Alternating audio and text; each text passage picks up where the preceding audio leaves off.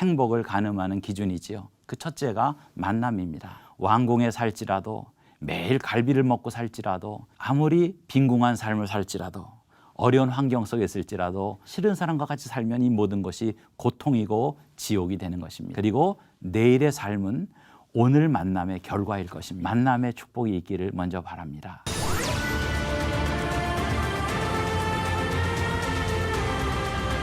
오늘 성경은 두 가지의 만남에 대해서 말하고 있습니다. 믿음 밖에서의 만남은 육신의 만남으로 그칠 것이기 때문입니다. 영적인 기초 위에 있어야 된다는 것입니다. 이런 모든 만남의 기초는 믿음이어야 한다는 것이죠. 믿음이어야 한다는 것이죠. 대화가 딱 한마디 기록되어 있습니다. 바로 왕이 며칠 만에 1억을 다 잃었어요. 인생을 몰랐기 때문에 이런 실수를 하는 것이죠. 시청자 여러분, 한 주간 안녕하셨습니까? 제가 오늘은 참 기분이 좋습니다. 이 방송국에 오는 동안에 제 딸아이랑 같이 왔는데 차 안에서 이렇게 얘기하면서 왔더니 참 마음이 좋아지네요. 사람의 마음은 누구를 만나느냐에 따라 달라지는 것 같습니다. 오늘도 저와 함께 하나님을 만나러 갈 수 있기 바랍니다. 여러분을 말씀 속으로 초대합니다.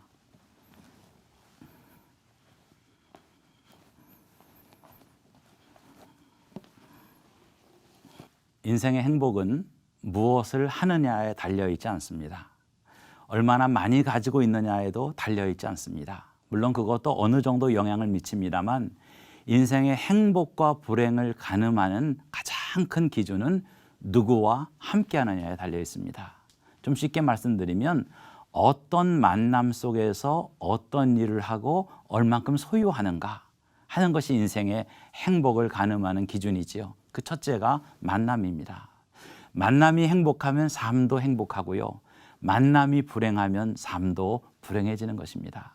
왕궁에 살지라도 매일 갈비를 먹고 살지라도 싫은 사람과 같이 살면 이 모든 것이 고통이고 지옥이 되는 것입니다. 반대로 보기만 해도 좋은 사람, 생각만 해도 좋은 사람과 같이 산다면 아무리 빈궁한 삶을 살지라도 어려운 환경 속에 있을지라도 그 모든 것이 추억이 되고 아름다워지는 것입니다.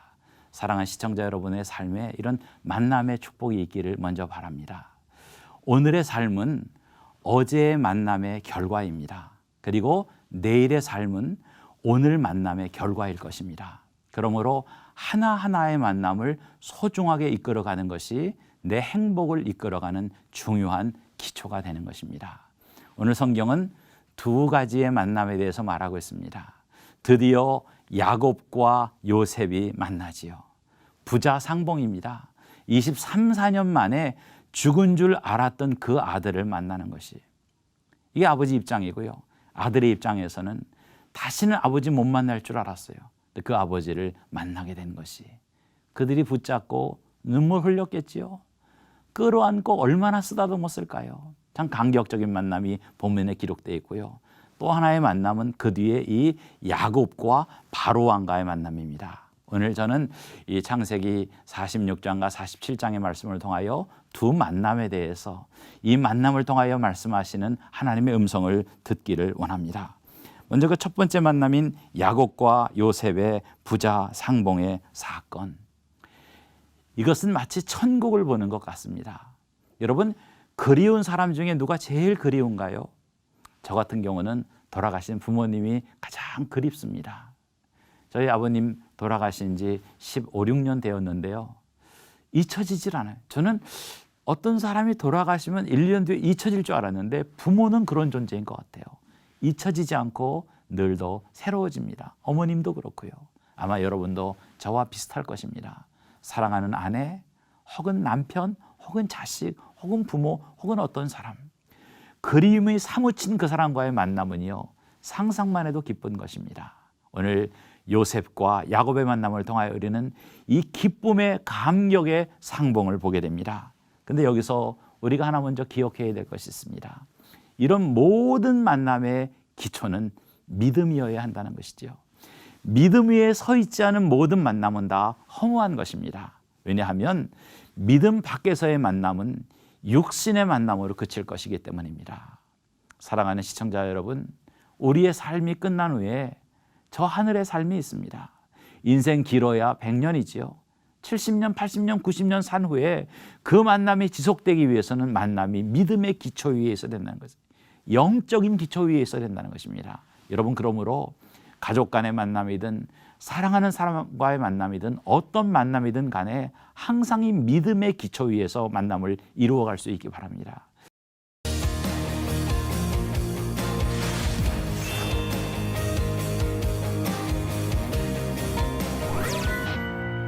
사랑하는 성도 여러분, 이 모든 만남의 기초가 믿음이어야 된다는 말은 내가 먼저 하나님을 만나야 된다는 것입니다.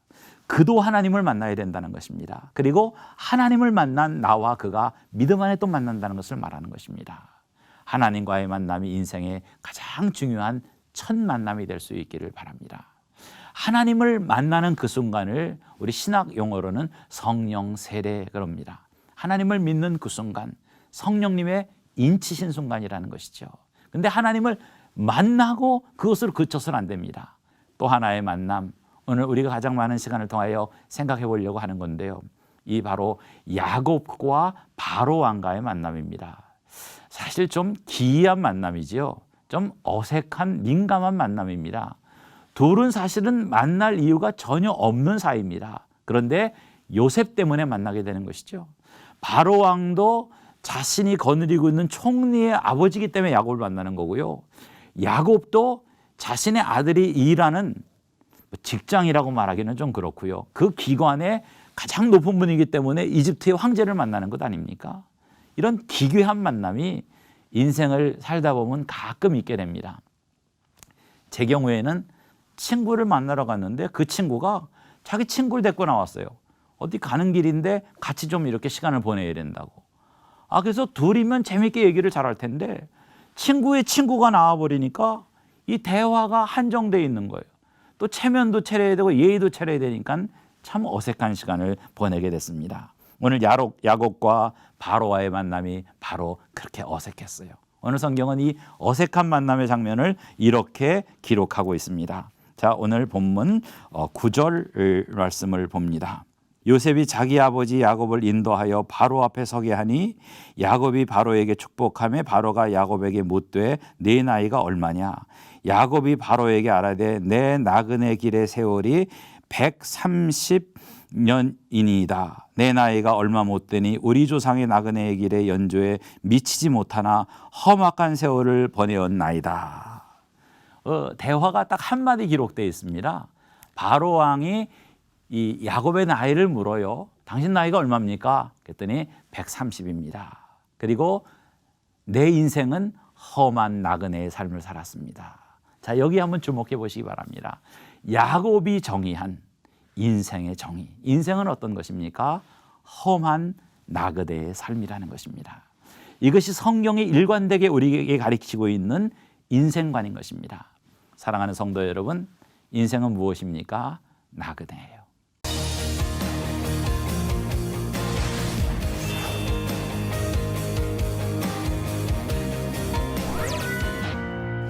여러분들 중국의 저 남쪽에 가면 마카오라는 작은 도시가 있지요. 포르투갈에게 오랫동안 식민지로 있다가 몇십 년 전에 중국에게 반환된 인구 한 5, 60만 정도의 작은 해안 도시입니다. 저도 몇 년 전에 그 마카오에 일 때문에 갔다가 그곳에 있는 오래 그곳 살고 있는 어떤 한인 기독교인을 만나서 그 마카오에 대한 많은 얘기를 듣게 되었어요. 참 재밌는 얘기 하나를 들었습니다. 부산에서 어떤 작은 회사를 운영하는 정 사장이라는 분인데 이분이 23, 4년 전에 그 카지노에 와가지고 10만 원 들고 장난 삼아 했는데 하루 만에 58억을 땄대요. 58억. 굉장한 돈이지요. 그 58억을 딱 따니까 사장이 와서 축하합니다 사장님. 저희 호텔에 제일 좋은 방을 드릴 테니까 묵으면서 편히 쉬다 가십시오. 근데 이분이 거절했다는 겁니다. 그들의 의도로 알았으니까. 여기 머물면 내가 이 돈 가지고 다시 하다 다 일타는 거 알았으니까 그날 밤 비행기 타고 한국으로 돌아버렸대요. 참 통쾌한 승리지요. 얘기가 여기서 끝나면 얼마나 좋겠어요. 이분이 부산으로 돌아와서 사업을 했는데 항상 머릿속에 그 도박해서 딴 돈 58억이 사라지지 않는 거예요. 그분이 사업해서 한 달에 얼마 벌까요? 잘 벌어봐야 뭐 몇 천만 원, 몇 억 아니겠습니까? 근데 하루 몇 시간 사이에 58억을 땄으니 그 기억에 비해서 자기가 하는 일이 재밌겠어요? 즐겁겠습니까? 머릿속에 항상 그 생각이 있는 거예요. 그래서 결국은 2년 뒤에 다시 도박을 하러 마카오로 왔더라는 거예요. 1억만 들고. 다 들고 오면 까먹을 것 같으니까 58억 중에 1억만 들고 왔어요. 어떻게 됐겠습니까? 며칠 만에 1억을 다 잃었어요. 거기서 손 털고 왔으면 좋은데 한국으로 와서 돈을 또 가지고 왔어요. 또 잃었어요. 그렇게 몇 번 오가면서 결국은 58억 다 잃고요. 자기 있는 회사와 공장 건물 다 팔아서 몇십억이 됐는지 몇 억이 됐는지 모르겠습니다만 그 돈 다 갖고 가서 다 날렸다는 거예요. 1년도 안 돼서 1년 도박에 다시 손댄 지 1년도 안 돼서 다 날리고는 집에 돌아올 면목이 없어서 그 마카오를 떠돌고 있다는 거예요. 그 도박장 주변을 떠돌면서 지나가는 사람들한테 구걸을 하고 산다는 얘기를 거기는 교민에게 얘기를 들었어요. 인생을 몰랐기 때문에 이런 실수를 하는 것이죠. 험한 나그네 길이에요. 나그네임을 기억하십시오. 험한 것임을 기억하십시오. 이것을 기억하지 못할 때 바로 이런 삶을 살게 되는 것입니다. 요셉이 2번 교육을 시켜요. 목축하는 사람이라고 반드시 얘기해라. 사실 이들의 직업은 정확하게 말하면 목축한다 그러면 애굽 사람들이 다 싫어한다는 거예요. 가증히 여긴다고. 더욱이 성경은 이렇게 말합니다. 그러면 왜 고센 땅으로 가야 될까요? 제가 보니까 세상에 똑똑한 사람은 없습니다. 이 어머니들이 다르니까 형들의 생각이 당연히 다릅니다. 인사의 요령을 보게 됩니다. 인사의 요령을 보게 됩니다. 글을 쓸 수 없는 분야에 보내면 능력이 없어지게 되는 것입니다. 여기는 황제고 여기는 시골 노인네예요. 그런데 축복의 권한은 만군의 여호와 하나님 손에 있다는 것입니다. 이 험한 나그네 길을 가는 사람에게 행복은 무엇입니까? 고향으로 돌아갈 날입니다. 그리스도인의 정체성을 말하는 것이. 그리스도인이 언제 행복하냐? 어디를 바라보고 나아가야 되느냐? 고향집입니다. 돌아갈 집입니다. 그것을 바라보며 나가는 것이죠. 그런데 이 야곱과 바로와의 만남을 통하여서 요셉의 한 처사가 굉장히 우리의 주목을 받습니다. 요셉이 자기 아버지와 왕을 소개하면서 몇 가지 일을 하는데 언뜻 보면 잘 이해가 되지 않습니다. 그런데 여기에 요셉의 지혜가 담겨져 있습니다. 오늘 이 야곱과 바로 왕과의 만남을 통하여 나타난 요셉의 지혜를 우리가 배워야 됩니다. 제일 먼저 눈에 띄는 것이 오늘 본문 46장 31절에 있는 말씀입니다. 제가 한번 받들어서 읽겠습니다. 요셉이 그의 형들과 아버지의 가족에게 이르되 내가 올라가서 바로에게 아뢰어 이르기를 가나안 땅에 있는 내 형들과 내 아버지의 가족이 내게로 왔는데 그들은 목자들이라 목축하는 사람이므로 그들의 양과 소와 모든 소유를 이끌고 왔나이다 하리니 바로가 당신들을 불러서 너희 직업이 무엇이냐 묻거든 당신들은 이르기를 주의 종들은 어렸을 때부터 지금까지 목축하는 자들이온대. 요셉이 2번 교육을 시켜요. 아버지와 형들을 놓고 바로를 만나기 전에 우리 황제가 당신들의 직업을 물으면 목축하는 사람이라고 반드시 얘기해라. 그 뒤에 또 얘기합니다. 왜 그랬을까요? 왜 직업을 이렇게 밝히라고 말했을까요? 사실 이들의 직업은 정확하게 말하면 목축과 농축산물 경영입니다. 그러니까 농사도 짓고 목축업도 하는 거예요. 그러니까 농사 짓습니다라고 말할 수도 있고 목축업을 합니다라고 말할 수 있어요. 근데 왜 목축업만 말할까요? 더욱이 성경은 이렇게 말합니다. 34절에 보면 후반부에 우리와 우리 선조가 다 그러하나이다 하소서 애굽 사람은 다 목축을 가증히 여기나니. 목축한다 그러면 애굽 사람들이 다 싫어한다는 거예요. 가증히 여긴다고. 멀리 할 거라는 거예요. 근데 왜 그렇게 말하라고 그럴까요? 왜 미움을 받으라고 그럴까요? 왜 애굽 사람들한테 처음부터 비호감을 심어주게 그렇게 말하라고 하는 걸까요? 이유는 고센 땅을 받기 위해서입니다. 고센 땅. 그래야 고센 땅에 들어간다는 거예요. 그러면 왜 고센 땅으로 가야 될까요? 고센 땅으로 가야만 이들이 애굽의 문화에 동화되지 않기 때문입니다. 요셉은 알고 있었어요. 하나님께서 먼 훗날 이들을 다시 애굽에서 이끌어내서 어딘지는 모르지만 하나님이 인도할 땅으로 갈 거라는 것은 요셉은 알았어요. 그 일을 위하여 하나님이 나를 먼저 애굽 땅에 보냈다는 것도 알았어요. 자신이 바로 거기에 하나의 미랄이라는 걸 알았습니다. 그러므로 가장 중요한 것은 이들의 민족적, 신앙적 전책성을 지키게 하는 것입니다. 만일 이집트의 수도나 대도시에 거하게 되면은 그 문화에 스며들지 않겠어요? 종교가 섞이게 됩니다. 서로 연애하고 혼인하게 되면은 많은 혼혈적이 나오게 됩니다. 그러면 430년 뒤에 출애굽할 때에 굉장한 혼란이 있게 될 것입니다. 반드시 고센 땅으로 가야 돼요. 이 대도시에서 멀고 애굽 사람들과 교류가 멀어야 되는 것입니다. 그들이 가증히 여기는 그런 사람이 되는 것이. 그러므로 요셉은 힘주어서 이들에게 우리의 직업이 목축어림을 말하게 한 것입니다. 정체성을 지키기 위한, 믿음의 정절을 지키기 위한 요셉의 지혜가 돋보입니다. 두 번째로 우리는 여기서 요셉의 준비성을 보게 됩니다. 첫째는 정체성을 지키는 지혜, 두 번째는 그의 준비성입니다. 성경학자들의 견해에 의하면 고센 땅이 하나님의 뜻에 맞는 세 가지 이유를 말합니다. 첫째는 나일강의 동변에 있기 때문에 굉장히 비옥하다, 강변이기 때문에 풀이 잘 자랍니다. 그러므로 목축업을 하기에는 최적의 장소. 두 번째는 애굽의 변방이기 때문에 애굽 사람들과의 교류에서 굉장히 지리적으로 어렵다는 것이.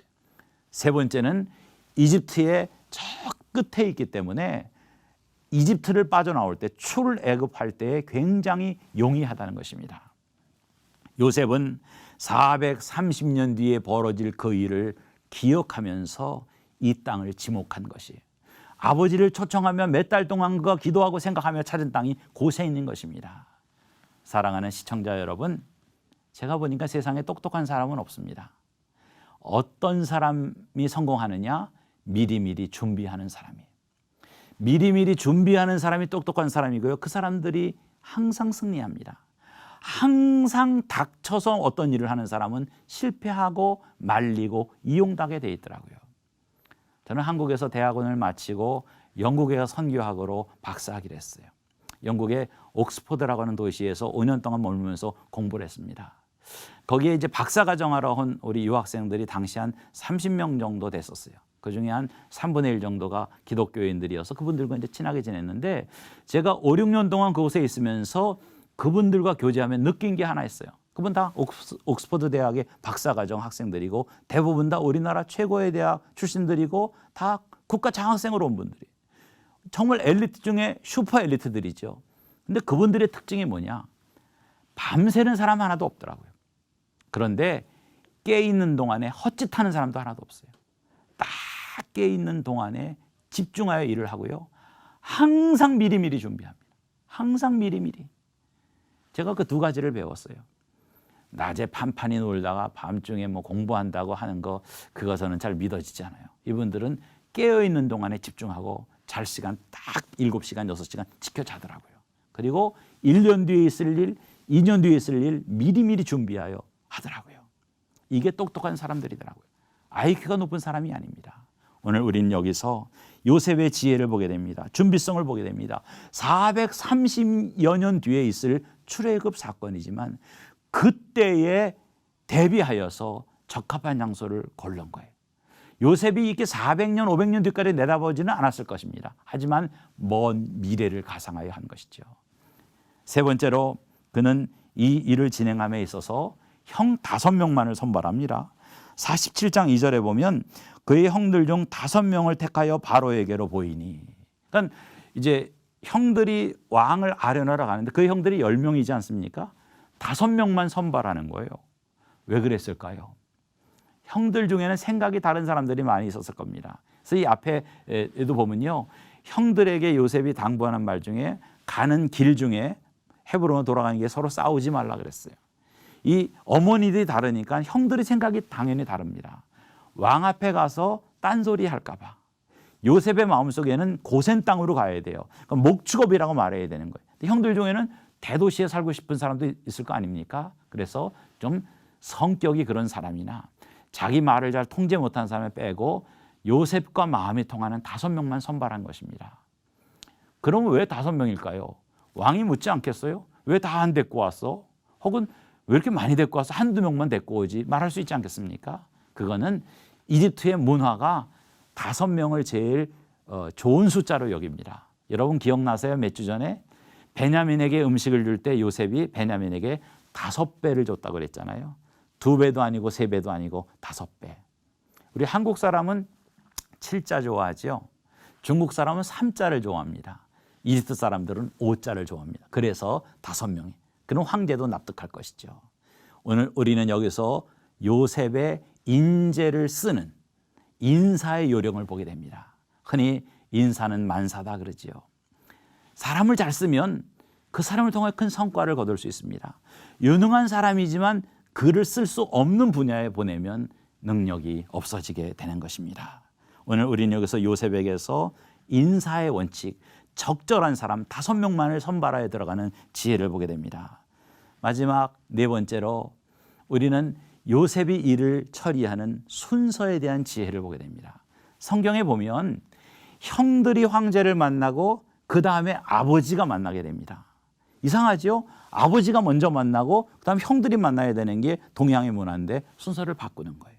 먼저 형들을 만나서 고센 땅으로 가는 것을 확정 짓습니다. 황제. 성경에 보면. 그리고 아버지는 인사차 가는 거예요. 성경학자들은 2가지를 염려했기 때문이라고 말합니다. 하나는 황제의 마음이 바뀔까 봐. 아버지를 미리 보면 이렇게 연로하신 분을 어떻게 지방에 보냅니까? 황궁 근처에 있으십시오 라고 할까 봐. 그럼 요셉의 계획이 무너지죠. 또 하나는 야곱의 탐심. 아버지가 아주 이제에 밝은 걸 아니까 야 고센 땅 가봐야 부동산 안 올라. 대도시로 가야지. 이렇게 생각할까 봐. 먼저 형들을 만나게 해서 모든 것을 확정 져놓고 아버지를 들어가서 변개치 못하게 했다는 것입니다. 오늘 우리는 일을 진행하는 요셉의 모습을 통하여 이 4가지의 지혜를 보게 됩니다. 정체성을 지키기 위해서 자신들의 직업을 주장하게 하는 것, 그리고 미리미리 준비하는 자세, 그리고 형들을 선발하는 인재를 잘 선발하는 모습, 그리고 일의 순서를 지키는 그런 모습. 오늘 성도님들 이런 지혜를 잘 배울 수 있기를 바랍니다. 말씀을 마감하면서 오늘 성경의 구절 하나를 눈여겨볼 수 있기 바랍니다. 바로 7절과 10절에 보면 여기서 야곱이 바로 왕을 축복했다는 구절이 2번 나옵니다. 오늘 본문에 보면. 여러분 이상하지 않습니까? 지금 누가 누굴 축복합니까? 축복을 한다면 바로 왕이 야곱을 축복해야 되잖아요. 왕이니까. 여기는 황제고 여기는 시골 노인네예요. 그런데 야곱이 바로 왕을 축복합니다. 무엇을 말합니까? 축복의 권한은 만군의 여호와 하나님 손에 있다는 것입니다. 사랑하는 시청자 여러분, 여러분의 아버지는 복의 근원이신 하나님입니다. 당당히 축복을 선언할 수 있기 바랍니다. 야곱과 같이 말입니다. 왕 앞에 설지라도 당당히 내 아버지는 만군의 여호와 복의 근원입니다. 그 하나님의 이름으로 당신을 축복합니다. 시청자 여러분, 삶이 어렵고 힘들어도 이런 복의 근원의 하나님의 이름으로 모든 분들을 다 축복하며 살아나가는 복된 삶이 될 수 있기 바랍니다. 이런 삶 중에 승리한 여러분 모두가 되기를 주님의 이름으로 축복합니다. 감사합니다.